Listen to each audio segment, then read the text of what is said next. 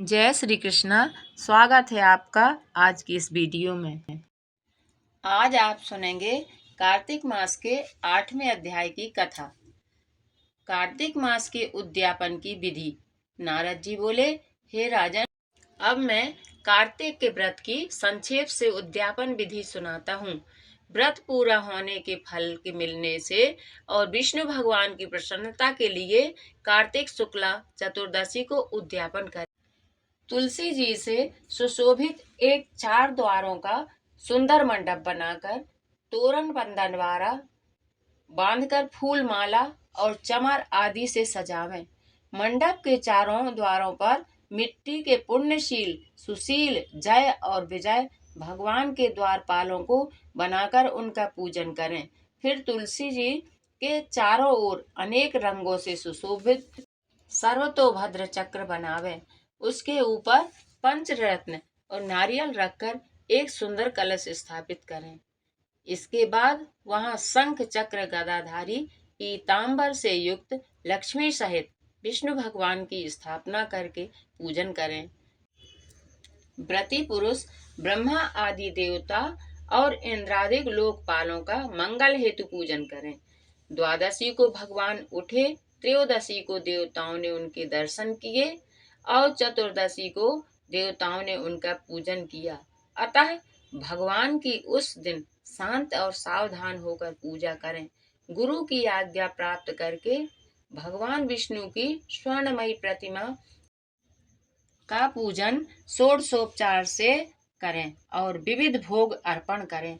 रात्रि में जागरण कर वाद्य आदि के साथ भजन कीर्तन करते रहें।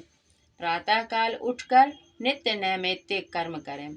पश्चात हवन करें, ब्राह्मणों को भोजन करावें तथा धन का लोभ छोड़कर यथाशक्ति दक्षिणा देवें। जो विधि पूर्वक इस वैकुंठ चतुर्दशी का व्रत करता है तो वह इसके व्रत मात्र से वैकुंठ धाम को पाता है। इस वैकुंठ चतुर्दशी के महात्म को देवता और शेष जी भी 100 वर्षों में नहीं कह सकते। जो प्राणी भगवान चक्रपाणि के जागरण में भक्ति पूर्वक आंगन में गायन और नृत्य करते हैं, उनके जन्म जन्मांतर के पाप नाश हो जाते हैं और उनको सहस्त्र गैयों का दान करने का फल मिलता है। जो वासुदेव भगवान के सम्मुख भजन कीर्तन आदि करता हुआ जागरण करता है अथवा उनकी लीलाओं का पाठ करते हुए जागरण करता है और वैष्णवों के मन को आनंद देता है, उसे पूर्ण मुक्ति मिल जाती है। जो मुँह से वृथा की बकवाद नहीं करता है, उसका पुण्य दिन प्रतिदिन कोटि तीर्थ यात्रा के समान हो जाता है। तदंतर पूर्णमासी के दिन स्त्री सहित 30 अथवा 1 ब्राह्मण को अपनी सामर्थ्य के अनुसार निमंत्रण दें, क्योंकि इसी दिन विष्णु भगवान मत्स्य रूप में उत्पन्न हुए थे। अतः इस दिन किया गया होम जप और दान अक्षय फल देने वाला है। अतः उनको प्रसन्न करने के लिए इस तिथि में उन ब्राह्मणों को खीर आदि अन्न का भोजन करावें तथा अतो देवा इन मंत्रों से तिल और खीर का हवन करें। तत्पश्चात ब्राह्मणों को यथाशक्ति दक्षिणा दें और नमस्कार करें। फिर विधि पूर्वक भगवान का पूजन करें। पश्चात देवताओं, तुलसी और कपिला गौ का पूजन करें। फिर सप्तनीक वस्त्राभूषणों से सुसज्जित होकर उपदेश करने वाले गुरु का पूजन करें और क्षमापन करावें तथा प्रार्थना करें। प्रार्थना मंत्र इस प्रकार है। युष्मात् प्रसादाद् देवेशः प्रसन्नोऽस्तु सदा मम व्रतादस्माच्च यत्पापं सत्वजन्म कृतं मया तत्सर्वनाशामायातु स्थिरः मे चास्तु संचितिः मनोरथश्च सफलाः सन्तु नित्यं ममार्चया देहान्ते वैष्णवं स्थानं प्राप्नुयामाति दुर्लभम।